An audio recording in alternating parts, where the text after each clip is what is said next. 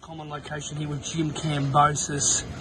Controversial night last night. Some people say it was a win to Devin Haney. Some people say it was a win to Lomachenko. Jim, we didn't get your reaction last night. You're a very, very busy man. Your take on how the fight played out, and obviously with the official decision. Look, I was sitting ringside. It's hard to, judge a fight, with so much going on around you, and it was an action-packed fight. It was at a high level, highly skilled fight by both fighters. All rounds were very close, extremely close. Really hard to judge these rounds, and I think the result. I'd like to see the fight again, but I think when you look at the fight carefully, I think the result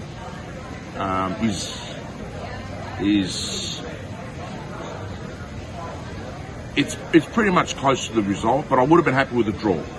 Definitely would have been happy with a draw. But I think to beat a champ, to actually beat a champ, let alone an undisputed champion, you need to win and win convincingly. And I agree with Devin Haney still remaining the undisputed champion of the world. Devin banked a lot of early rounds when we talk about rounds 1 to 6. Yeah. Loma come home hard in the latter stages of the fight. We went out and saw Devin before the fight. A couple of things that you picked up on last night, and we did, and we spoke to the team Haney, was that Devin Haney looked a lot lighter in there last night than when you guys faced him. Your take on that? Yeah, he did. He looked a lot smaller than when he fought George the second time round in Melbourne. He looked a lot smaller, and to be honest, that probably worked in his favour too, because he was really fast in that fight. He moved well. He moved with Loma. He danced with Loma. When Loma switched, he switched with him. I mean, if he was a lot bigger. Did he tire though? What I'm getting at, did he tire? Well, some people say he did. Yeah, some people do. I think around about round 6 or 7, I actually saw Loma with his mouth open and he was sucking in the air.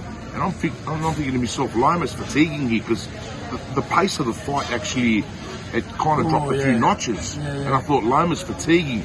But then you could see that Devin was kind of sort of like trying to press the gas, but he was fatiguing as well, because it was a great fight. It was a fast fight, very fast fight. Jim, we talk, a lot of people, obviously the fans, the so-called experts, and 99% of us that haven't been in there are saying, it's a robbery and this is that.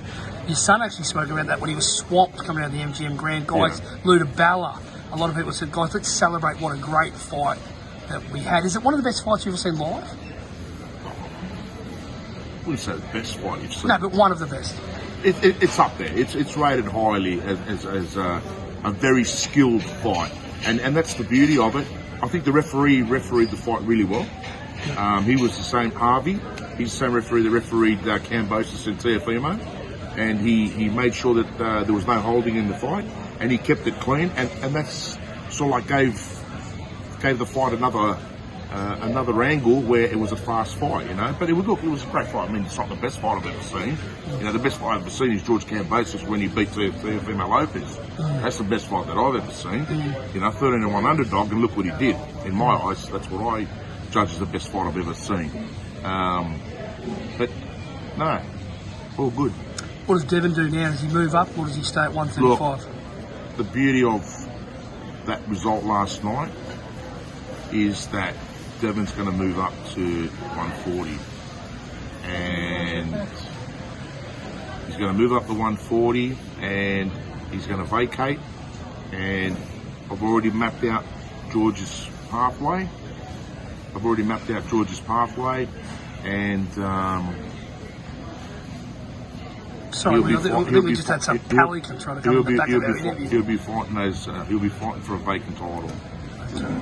Jim, George has obviously left today. He's heading back to Sydney, Australia before he comes out.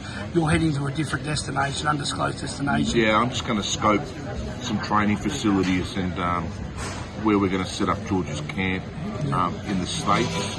Obviously, it'll be a 5-week camp, so I'm just having a look at.